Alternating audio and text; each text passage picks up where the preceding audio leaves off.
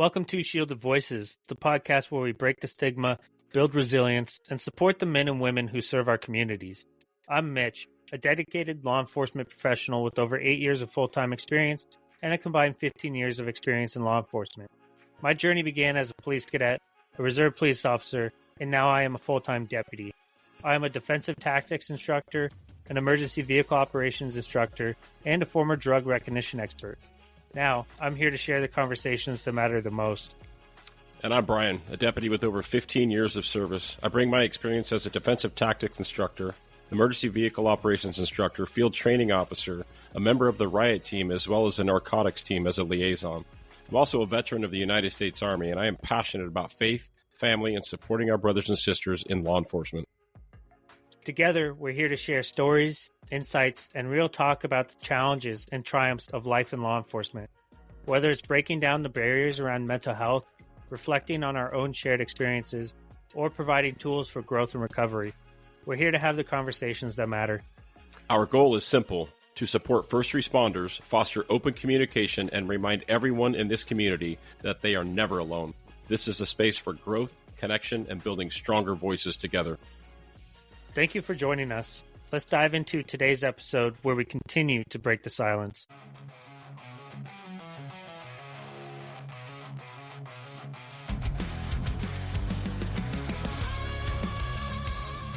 Welcome back to Shielded Voices, part 2 of our conversation with Leanne. In the first part, we heard about her challenges and triumphs in law enforcement and the journey that shaped her perspective. Today, we're diving deeper into her story and the lessons she's learned along the way.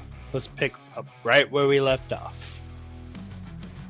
Well, that we definitely have covered quite a bit and some funny shit too, if I'm being honest. That's true. That was and we have a lot more to cover. A lot more. We got an hour and a half. More. Yeah.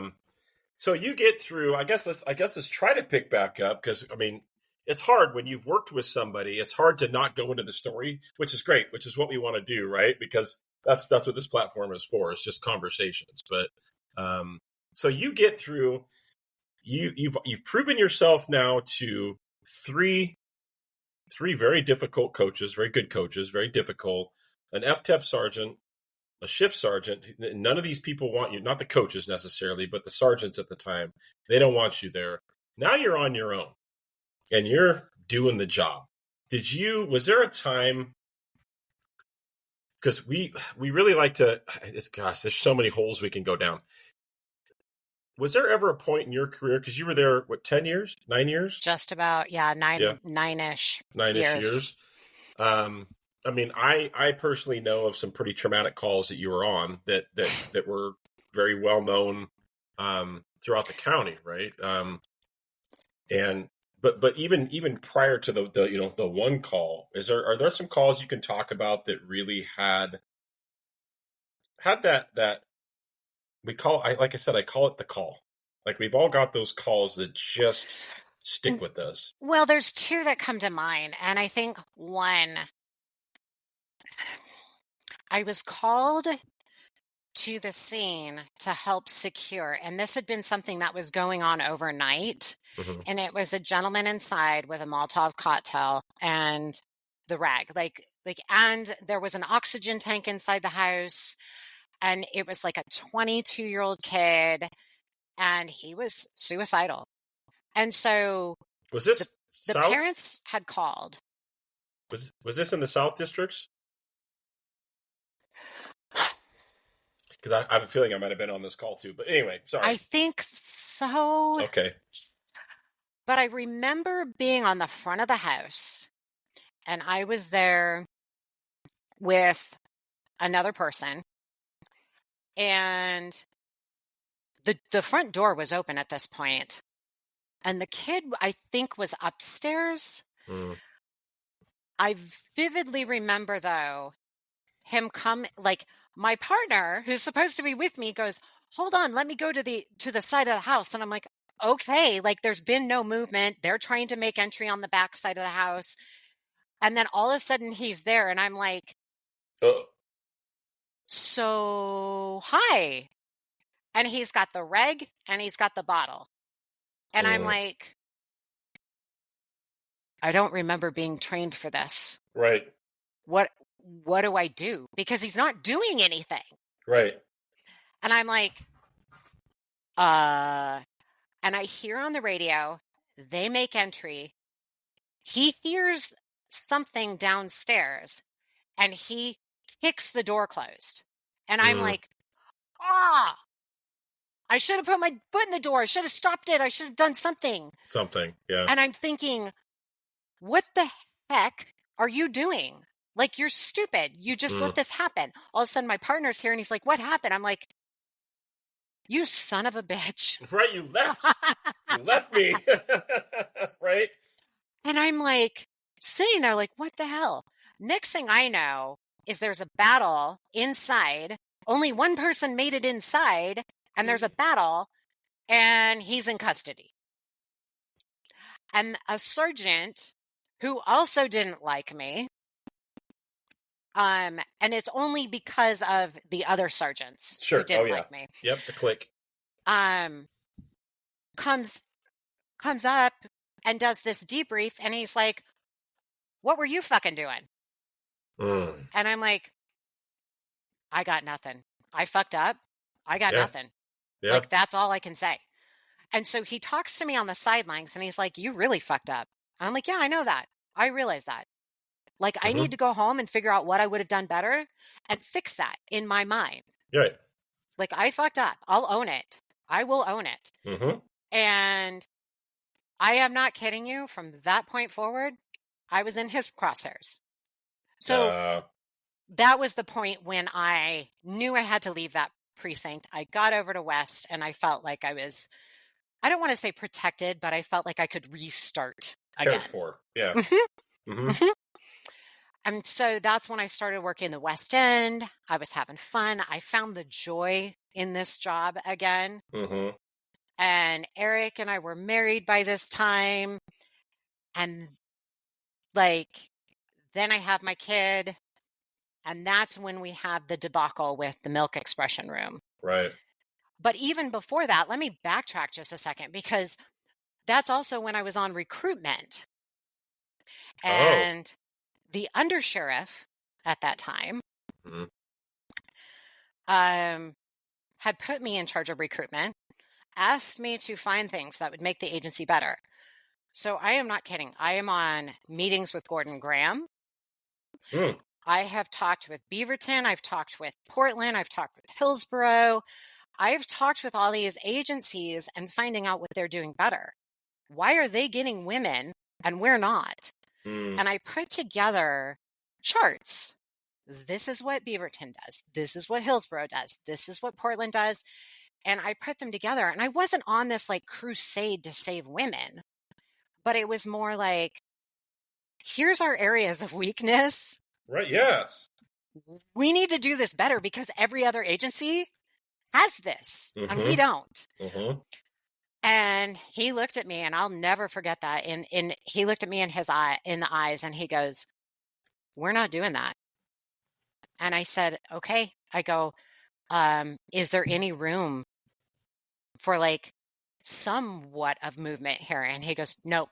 And this was just on not doing that, like this list of stuff that you said that we should be doing or that they should be doing. That we could do, that we changes we could implement, like maybe have one milk expression room, maybe have a packet so that when women go on baby leave, we know what the hell to do, because we didn't even have that. Nobody knew what they were doing. I was the first woman pregnant in 10 years.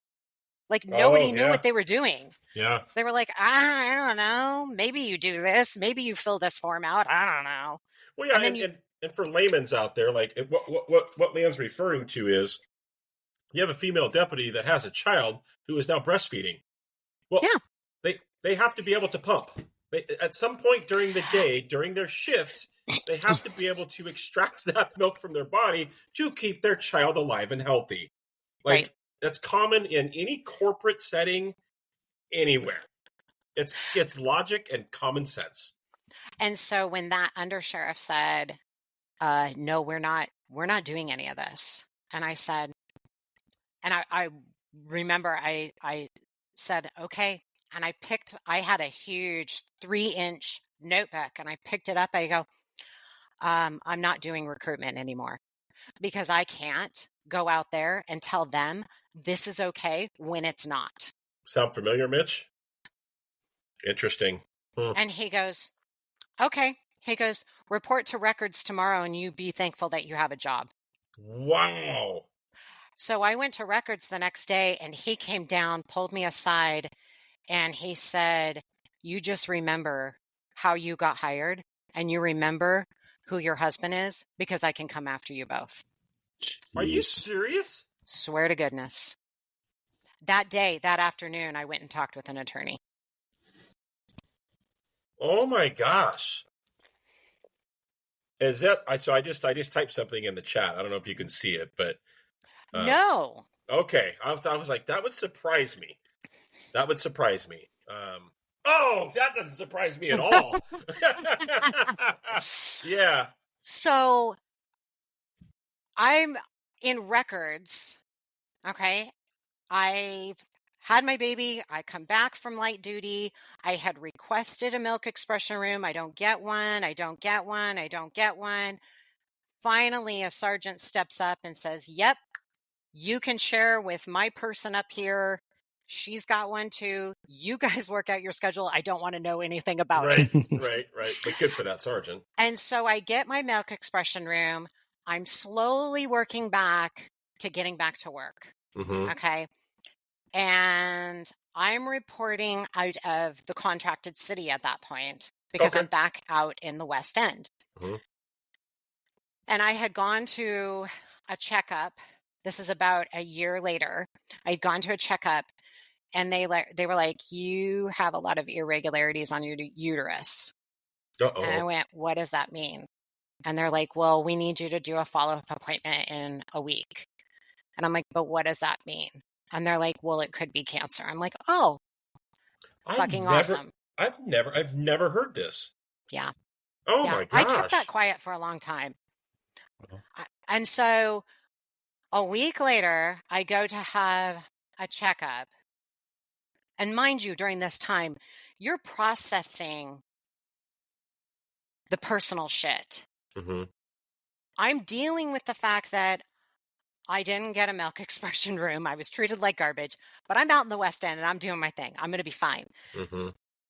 And somewhere in the course of that time, in those few days that I still was working before I went and had my checkup, I get pulled aside by a then corporal into the office. And that corporal wasn't even my corporal. It was the corporal for the contract city. Mm. And you got to remember at that time, Eric and I are working opposite shifts. Like we always made it a promise to never have our shifts cross. Right. Because I didn't want to hear that voice over the radio. No, exactly. No. And so I get pulled into this office and that person's like, you need to tell me what the fuck your problem is because you're not normal. And I'm like, I don't need to talk to you or anybody else. I really don't. And I'm not going to. And he goes, well, you're not normal. And I go, I don't care what you think I am. I am doing my job. I am showing up. I'm still doing traffic stops. I'm still taking reports. I'm still taking bad guys to jail. I am doing my job.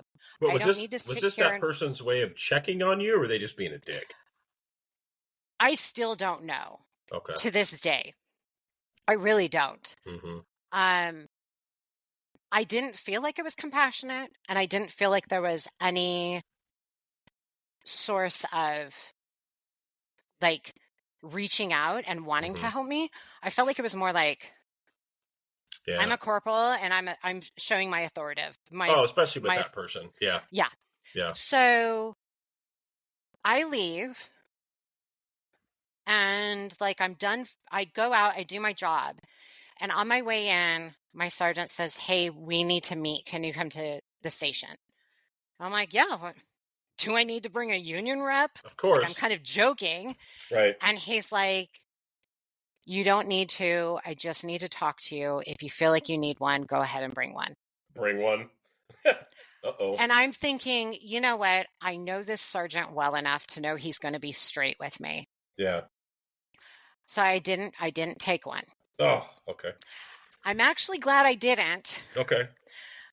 there was a lieutenant there, who still to this day can't hear. Yeah. I'm trying to. Yeah. Anyway. I don't think he's there anymore. Oh, okay. Maybe he is. I don't know. Maybe he is in the background. I don't know. I don't think so though. But that's when my sergeant looked at me and he goes, I am being ordered to take you from the West End and move you to Central District. So I got moved in less than 24 hours. And I looked at him and I go, you're being ordered. And I looked at the lieutenant, and the lieutenant's like, he kind of looks up and he goes, like he nods his head, and he just shakes it and puts his head down. And they both would not make eye contact with me because they both didn't like it. But they were being ordered by the patrol commander at that time. And I said, I'm sorry. What in the fuck? And my sergeant looks at me and he goes, I'm sorry. It's not what I want to do. And I took my notebook and I threw it across the room and it hit the wall. And I go, fuck everybody in this goddamn place. Fuck all of you. And I walked out. I left. Like I left. Left, like went home. Left, went home. But that point was the kind of final straw that I had. And I remember, because at that point, what was happening was I was being targeted. I'd been targeted my entire career. Yeah. And so I remember every day I would come home and I'd tell my husband something more of what was happening to me. He'd go to work mad. Now he's pissed off. And then he would tell somebody what's happening to me. And it would spin him up even more. He'd come home mad. And then he'd be like, bah, bah, bah, bah, bah. Right. And then I'd go to work mad.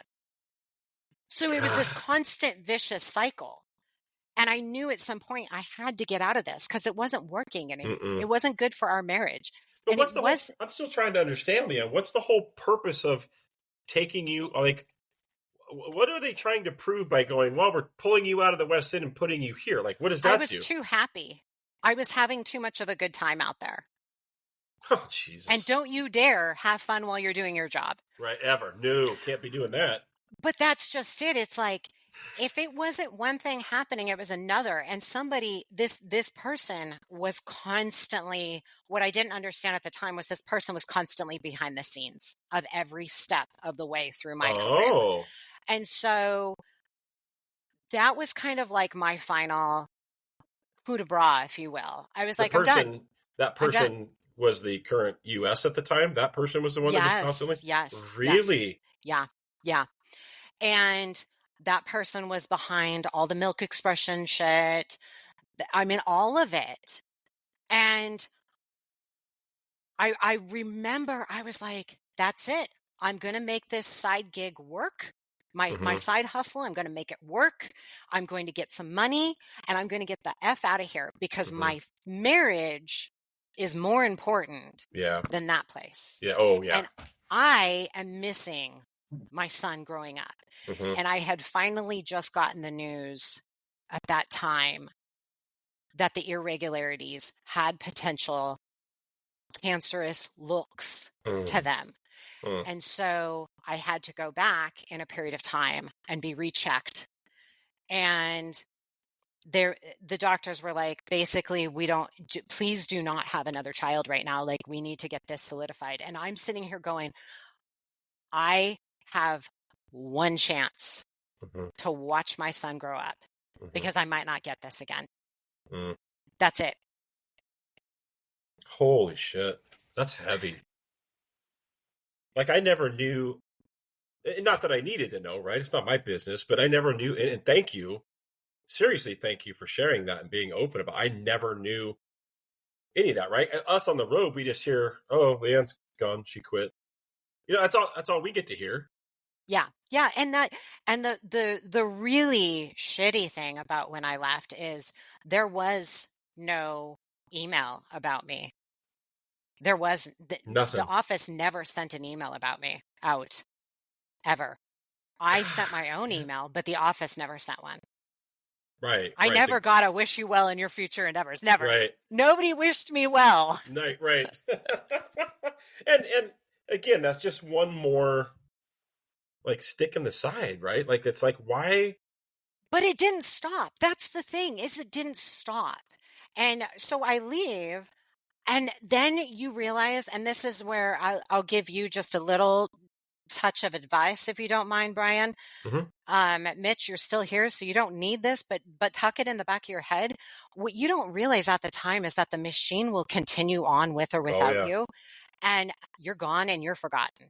Yep. By a lot of people. And the people that you thought that you would see, the people you worked side by side with, that you went on some of those tough calls with, they don't bother to stop by. And I mean, I'm right on the freaking road where they drive up and down all the flipping time. Like they could easily slide in and just say hi. Hi. Never. I got visited. Every time I would take somebody to jail from that, I would always take that way and trip my sirens every time I go by the house. It didn't matter what time of day either. It could have been 3 a.m. Like I'm like, fuck it. Do you know how many times though at 3 a.m. I've heard a siren and I go, I wonder who that was. Right. But literally, I think 2 people when I left, I think 2 people stopped to say hi. 2. One of them didn't even work with me at this precinct. They worked with me at the other precinct. At the other one. Yeah. And I know that having gone, because I was on, prior to resigning, I was on administrative leave for almost a year. So I had time to, administrative leave, and then full disclosure, knowing that I'm not going back, I'm like, F you guys, I'm burning up my sick time. So I burnt up all my sick time, right? And I don't really mean F you guys. It was a financial means for me to get prepared financially. It was not an F you guys. So I take that back. But I had time to prepare, and I had time, and I've said it before, interestingly enough, the people that don't reach out to you, like you're like, okay, well, you figure out who your friends are really quick. And what's even more interesting is after I resigned and the email went out that I resigned, my phone blew up from people wanting to reach out. And I was like, fuck you. Yeah. Some of them I didn't even respond. I'm like, nah, you didn't talk. Oh, now that I don't work there, you want to know what happened, the details, Yep. No, and thank you. That's just it. And I think there's a doctor that refers to that as the energy vampires, the ones that just suck the energy from you, but you get nothing in return out of that. And, I go back to our training and I think about, okay, so if you have a major scene, you want to secure that scene. You have an inner perimeter and you have an outer perimeter. You have to do the same thing in your personal life. You have to secure your scene. And you have an inner perimeter. That's your family. That's God. For us, it's us, my parents, God. That's our inner perimeter. The outer perimeter is all the excess. That is, the homeschool co-op that I'm a part of. That's, horseback riding instructor. That's all these key pieces on the outside that are people that are close and they know me, but they don't know everything. Right. And they're not going to know everything. And nor should they. Right. Yeah. Because I've had those energy vampires in my life, and we're not going back to that way anymore. Nope. Because I have to secure my perimeter. Yes. And I have to guard it. And I think, if you don't mind me kind of going here at this point in time, that is what Eric's entire situation taught me the most of, is that he's at the time, he wasn't going to secure that scene. I had to do that. I had to be the one to do that. And so I'll give a little backstory here. Let's just dive into, I do want to say though, so after you leave though, you now like I'll never forget the day when all the talk about Eric talking about doing what you guys are doing now with the farming, and we're all like, huh? You're doing what? and look, I mean, the success that you guys have had with it, it's just been awesome, right? And success doesn't mean making millions of dollars. You're happy. Like, the toxicity is just gone.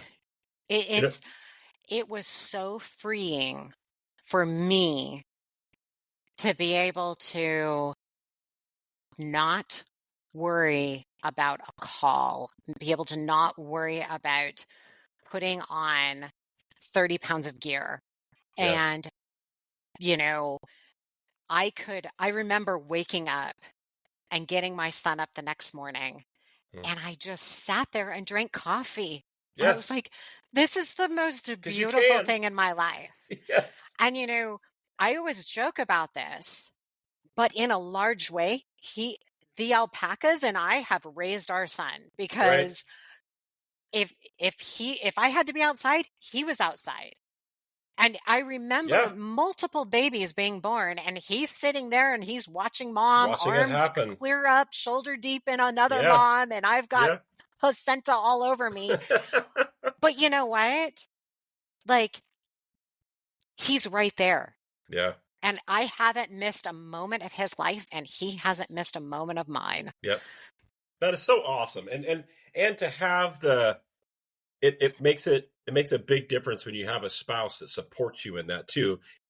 All the while still dealing with the spouse, still dealing with the grind of police work, still dealing with the grind of toxicity. Yeah. And everything else. So everything, right? And promoting, let's face it, like, he's excelling during this time. Well, and it's funny that you say that, because that's exactly the attorney that we spoke with. He looked at me and he goes, how much longer are you going to be here? Because I think he knew before I knew. Mm-hmm. And I said, maybe 2 years. Right. And he goes, Eric? And Eric goes, I got to retire. Yeah.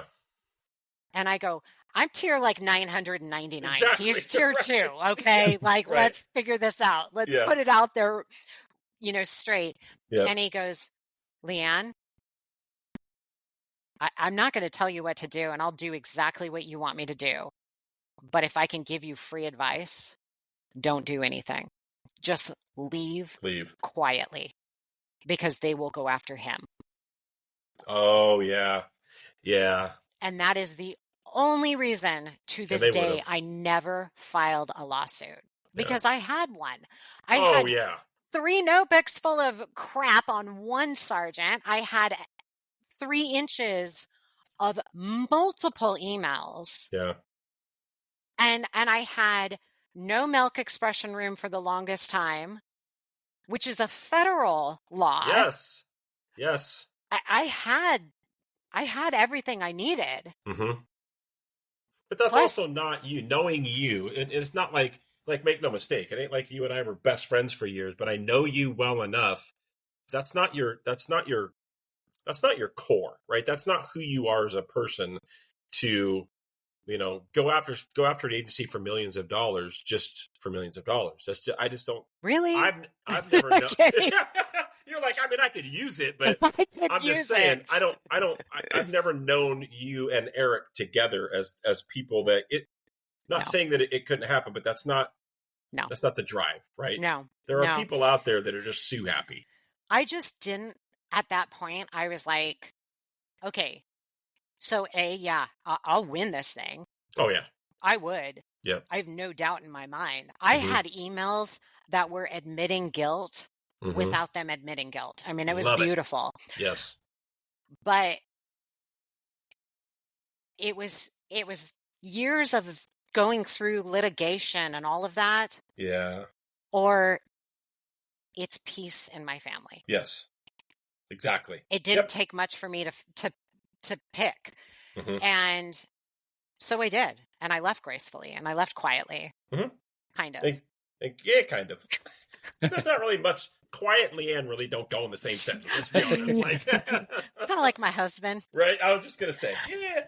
So during all this time, so now you leave, right? You guys are living this life of, you finally get some peace and solace in your life. And at the same time, like, Eric is excelling at work. He's promoting. Yes. He's Like, and let's call it what it is. Very, very respected in the agency. He just is.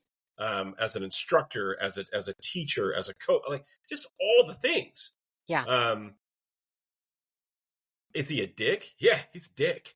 But everybody loves him because he's a dick. You know what I mean? Brutally honest is what I like. And I think that those two words describe him to a T. To a T.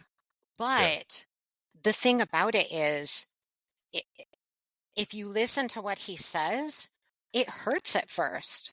But truth hurts. It is sometimes the truth. And he will never hold back on that. And he's also very open to hearing the truth too. Yes. It's not like this one-sided, like, he sits on his throne of righteousness. I've never experienced that with Eric, ever. Because there's been times where he's called me out on something. I'm like, you're wrong. And here's why. And he's like, you're right. Let's meet for a cigar. Okay.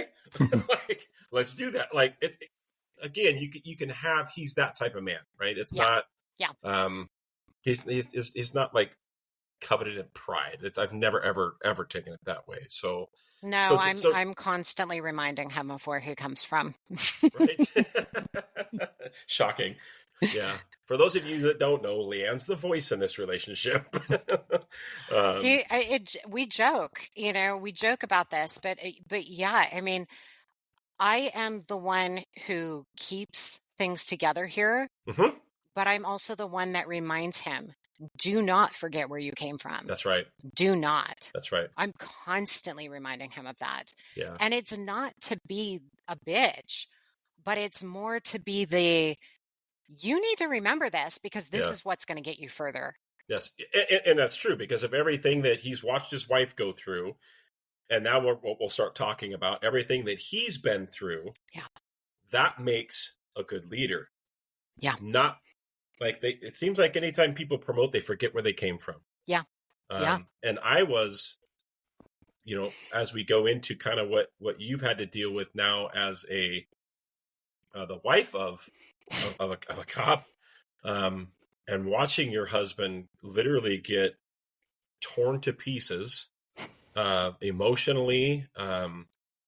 It's because I know my wife has expressed the same thing about me. So I can't even imagine what it's like for you, especially seeing a man like Eric, who's this pillar of strength, being, I can only imagine, just tore down through all of this. And believe it or not, the infamous email was accidentally sent to this guy. And then quickly, and then all of a sudden it wasn't there anymore. And I went, wait a minute, what happened to that email? It just, because they have the control to be able to retract. Because I read it and I was like, I came back from my weekend. I'm like, first of all, I was like, hell yeah, good for you. Then I'm like, wait a minute, it's gone. I'm like, that's weird. And then the world blew up and I went, uh-oh. So let's get into this. Let's, what was it like for Leanne, the wife? I guess you can tell, and make no mistake, people, I don't want you to understand that this is Leanne telling somebody else's story. This is her husband. And this is the story of them, is really what it is. So, and it's totally up to you what you want to leave out and don't want to leave out. It's your platform.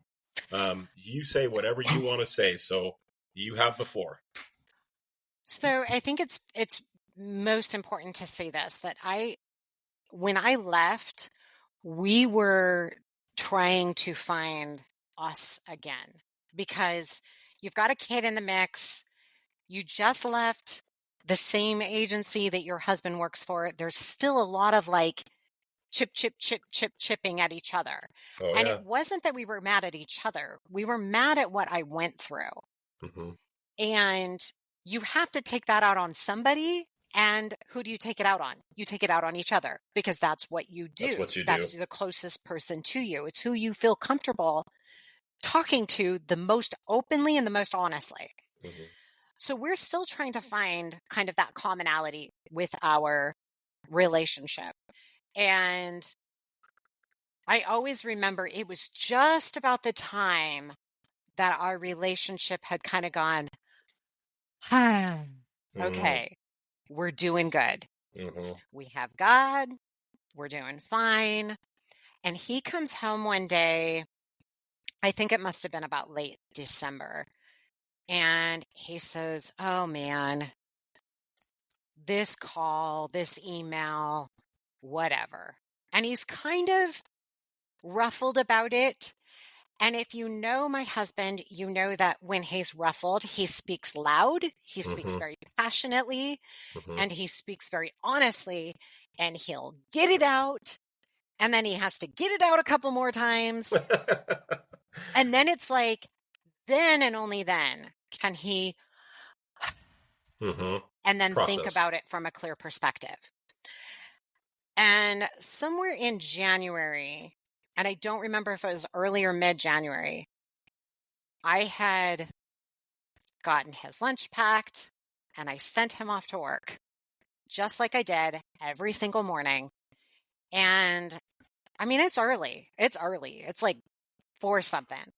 And I go up to the front of our house and we're on a busy road and we live on a gravel driveway. And I sit down and I'm reading my Bible and all of a sudden I hear something. I'm like, this is weird. What is that? And I kind of stop and then I don't hear anything.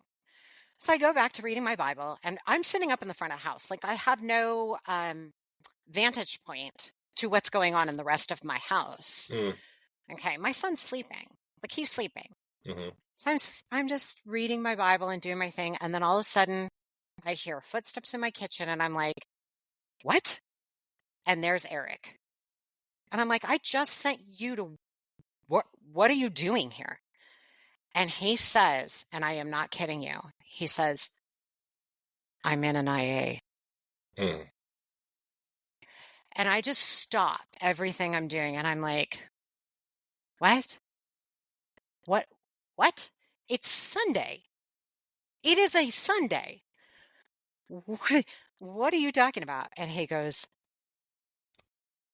and he holds up the paper and he goes, I'm in an IA. And he's quiet. Administrative leave. He is quiet. He has no words. He's just dead silent. And I said, oh, okay. And I sat there and I'm thinking, okay, Leanne, you've dealt with a lot with your husband. Just shut up right now. Don't say anything. Just be quiet. And I literally am saying to myself, Lord God, please bite my tongue. Please bite my tongue. Please bite my tongue. He goes into the room where he changes out of his uniform and back into normal clothes. And he comes out and he sits down and he looks like he just had the crap beat out of him. I've never seen him look like that ever since that point. Never seen him look that bad in my life. And I said, do you want to talk about it? And he goes, I don't even know what happened. And I said, okay.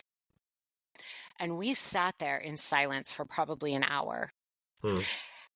And then he talks to his lieutenant at that time and figures out that we have to take the patrol car back and park it. And I'm like, okay. So his lieutenant volunteered to be the go-between. And at the time, I was good with that. Looking back, I literally should not have allowed that to happen. In the next, he was told at that time he was going to be reporting out of a different office. He was going to be on desk. And while this was going on, it took probably 3 days for me to get the full pieces. And he's a sergeant at this point, correct? He's a sergeant. Yeah. He just spent 4 years working on the pursuit policy. Oh, I'm aware. EVOC specialist. Yep. He did everything. And he's up for promotion, correct? He was second on the list, yeah, because for the lieutenant. Number 1 had just been promoted. Right. And there was an opening. And ironically enough, somebody up there, 30 plus years of friendship, I remember him telling my husband, you're going to be next. Get ready. get ready. Yep. And I remember my husband coming home and I told him, I said, do not put the cart before the horse because we know how this goes. Yeah. I did. And I remember that verbatim. Mm-hmm. And so the next few months are really tumultuous, but the story goes like this, and this is how I understand it, and correct me if I'm wrong on any point, please. There was an email back in December that was stated from a lieutenant, please do not go after this person. Do not create a mission to obtain this person. There is no policy okay or policy change or anything. Mm-hmm. It's just an email. It's just an email, and for full transparency, myself and another deputy are the ones that, for the lack of a better term, started this whole thing because we chase bad guys. And we're fucking good at it. And this is a person who is wanted for guns, who has been involved in an attempted murder in another city. Like, this is a bad dude. Yeah.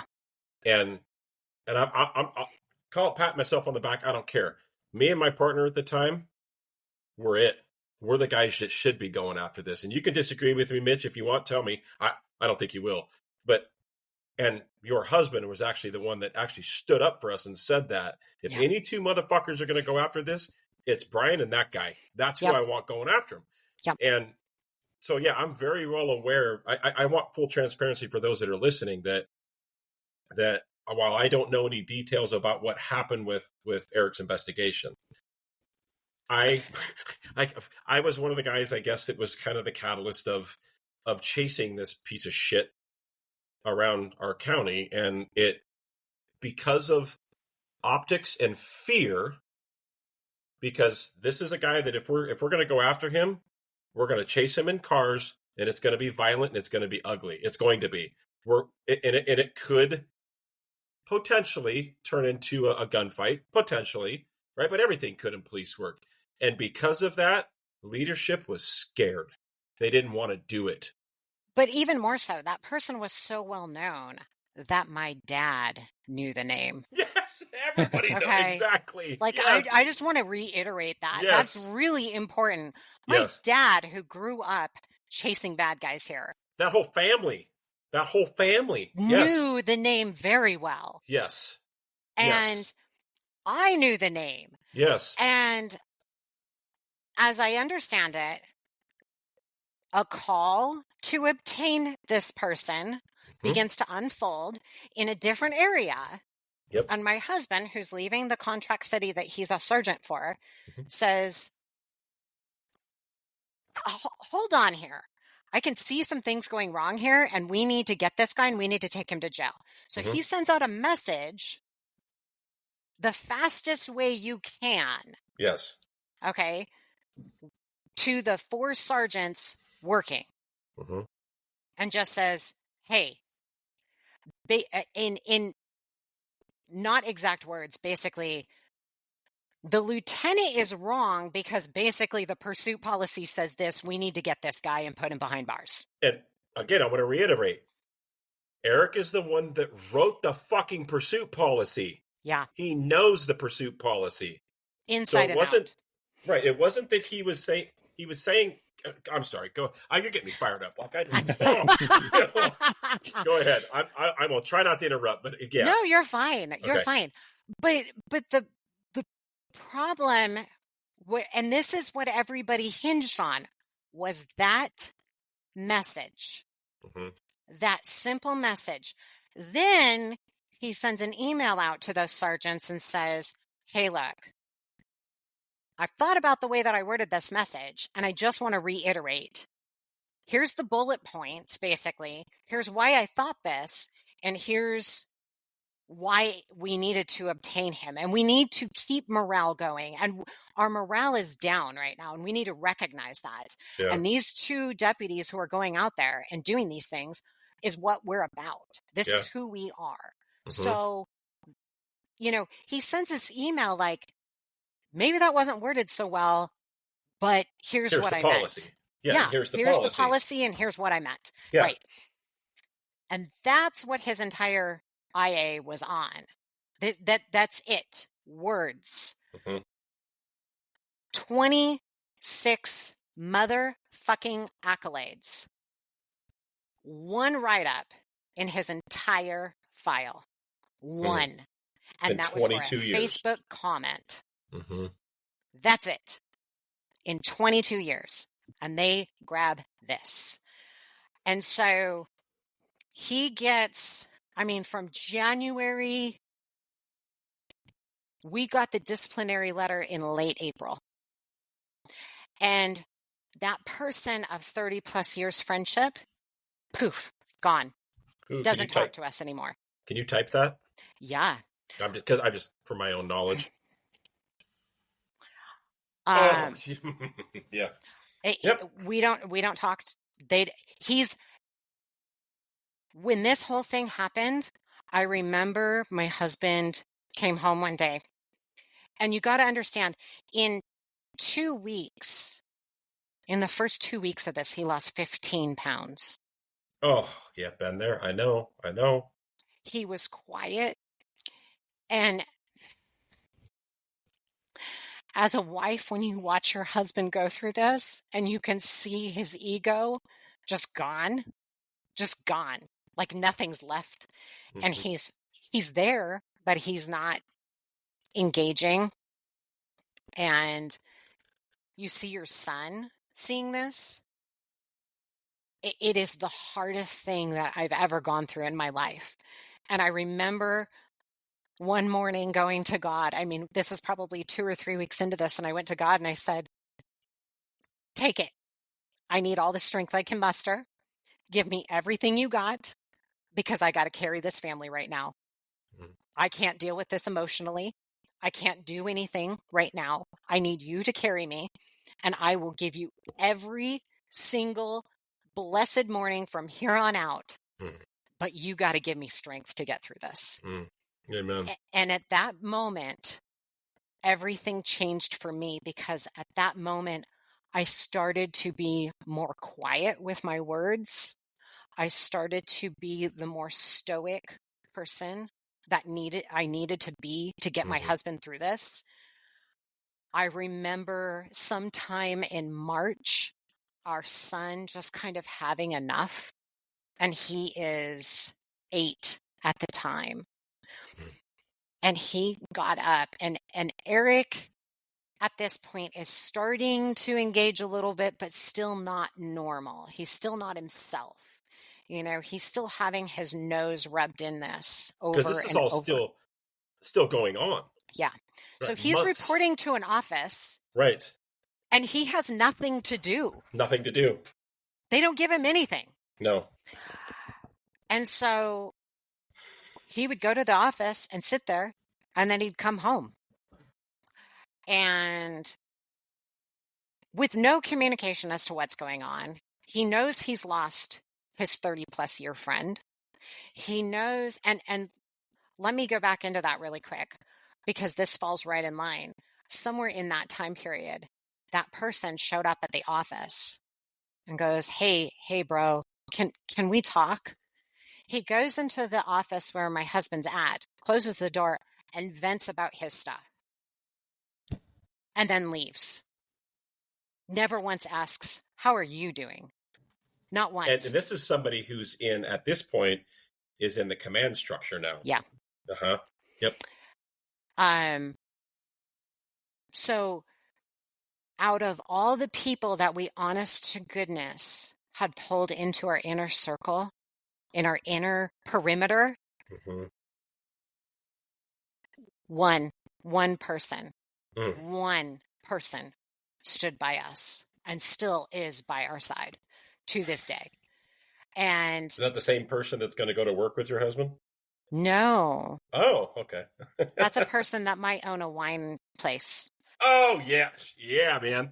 Yeah, that's my boy. Yep. But my husband comes home one day and he's not himself. And I think because of that interaction with that 30-plus year friendship. Yeah. And my son's, I am trying to still find some normalcy here and trying to keep a regimen and trying to keep things as normal as possible while I'm carrying this like massive burden. And my son, out of nowhere, gets up and he's bawling. And he yells and he goes, I am fucking sick and tired of dad being fucking sick and tired because of that fucking place up there. And he runs to his room and slams the door. And he's 9. And he's 9. Oh. And I looked at Eric and he's like tearing up. One of the 3 times I've ever seen him cry in my life. For that man to tear up, you're making me tear up thinking about it. And I went into William's room and I just held him. And I told him, I said, we are a family and we are in this together and we are going to get through this together and we are going to come out of this together. And I go, you never worry about anything because God willing, we're going to get through this. Amen. And he went out and he gave Eric a hug. And that was the turning point for us as a family. And at that point, we all just kind of came together. And we knew that we had to lean on each other at that point because we couldn't trust anybody else. Job be gone. Right? And I always remember my parents being there, like every bloody day. They were right there with us because my dad had gone through it at when he worked. Right. He'd been passed up for sergeant 13 freaking times. Like he had been there. He knew what my husband's going through. Yeah. So here I am. I'm securing the scene and I'm securing our family scene here. And I always remember that lieutenant calling right after, like, we're setting up the disciplinary meeting. We've got the attorney. We've got everything we've got. But we can't do anything because they are not going to allow the attorney into these rooms. Isn't that crazy? I was so pissed off about that. So Chris goes into the interview with him. Okay. Chris is by his side. And Chris is still working there at this moment. Chris is still working there at this moment. Chris is standing up. He's just being a support system because Eric had nobody. That's all. And that's, nobody. And at the time, the difference is at the time, so for clarification, at the time, sergeants were not part of the union that the deputies are. They are now. That has changed. Okay. So basically, a sergeant and above, if you're in any kind of IA, you're on your own. And for whatever reason, and I still don't know how it's legal. Eric, and now as a sergeant going through this and being interviewed, he's not allowed any representation at all. They don't allow him to have a freaking lawyer in there. And I've never understood how they can do that. So what he is allowed is a support person, i.e. enter Chris, right? So Chris is, just so people listening are aware, Chris isn't there representing. He's there to just be there for Eric in whatever capacity that they allow. Yeah. And so there were requests made like, hey, why don't you look at this thing? And why don't you interview this person? And why don't you look at this person? And while you're investigating half-assedly, please look at these things. And of course they don't. They don't because they're not going to. Because as I heard from somebody else who was recently through a similar situation, that person was told, we don't have to weigh in all those things. We're going to weigh in the things that we believe are pertinent. Yep. In other words, we're going to weigh in on the things that are going to skew the investigation the way we want it to go. They control the narrative. Yep, exactly. And so Eric goes in for his, quote, disciplinary meeting. Chris is there with him. And this was the 3rd time in his life at this point, 14 plus years of marriage, that I've ever heard him cry. And he called me as soon as it was done. and he's in tears. He's been demoted over words. That they are calling insubordination, correct? Insubordination. Because a lieutenant said, "Don't chase this guy. Please don't chase. Please don't chase this guy." And Erica's like, "Well, hey, here's what the policy says. You're wrong when you say this. That's really what it is." Right. Because he wrote the fucking policy. And let me back up too. At this point, I think just prior to that disciplinary meeting, it was either just prior or just after, the Willamette Weekly released the article. His story was on Lars Larson. I didn't know any of this. Oh, yeah. You're going to have to send me these links. Okay. I did not know this. Rethinking it, I think it was right after. And Eric's been in touch with Lars since then and kept him up to date. And so point is that he returns home from that meeting and he's been demoted. He can't apply for any kind of promotional opportunity for a year. He can't do any extra anything. He is, how did they word it? You are not to retaliate against anyone for any reason of any kind. That is exactly how it's worded in the disciplinary letter. And I'm like, what if he files a lawsuit? That's retaliation in a way. Oh, I can tell you, having been, we'll say, convicted of retaliation, for lack of a better term, right? Defending it's however they want to see what retaliation. And the funny thing is that last person that you typed in there, that's the same motherfucker that did the shit to me. Yeah. So it's like retaliation. Stand. It's like it's not. I can't defend myself. So if defending myself and speaking the truth, that's retaliatory. So basically, here's your lumps because we controlled the narrative. You can't say a damn thing. Go about your life.